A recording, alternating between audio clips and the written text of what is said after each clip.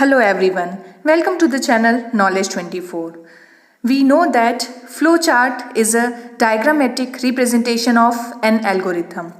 So it is very helpful in writing the program and explaining the program to other users. So in this lecture we will learn how to draw a flowchart using the example, because the example is the best way to learn anything.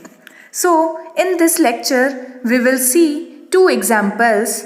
First for the conditional statement and then second for the looping statement. Let's see the first example. In this, we have to draw a flowchart for checking whether the number is even or odd. Every flowchart is begin with the start box by using the oval shape. Now we use input box for read the number by the user.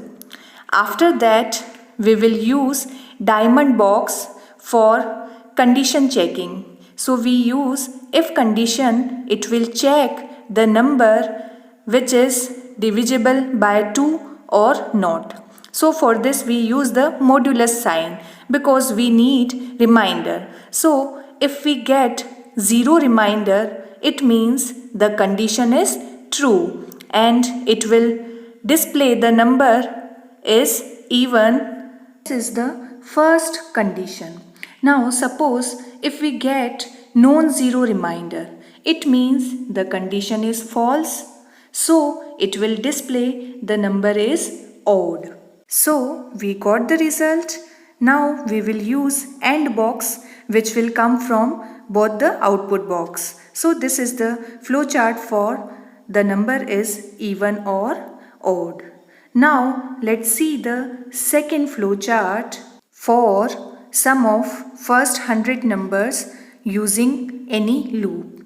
Let's see the flowchart. As usual, it starts with the start symbol. Then we use process box, and in this we will assign initial values for n and sum.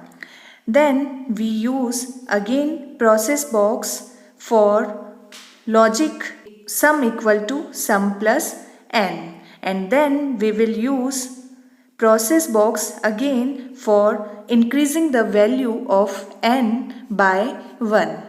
Then we use the diamond box for checking the condition because we need first 100 numbers. So we will check the condition if n is less than equal to 100 or not.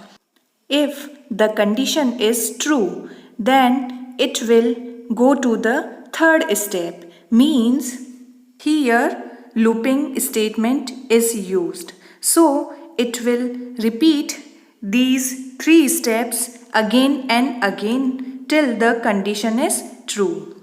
When the value of n is greater than 100, it means the condition is false. Now it will exit from the loop and it will print the total sum of 100 numbers by using the output box, and then it ends with the stop box. I hope this lecture will helpful for you for creating any type of flowchart. Thank you.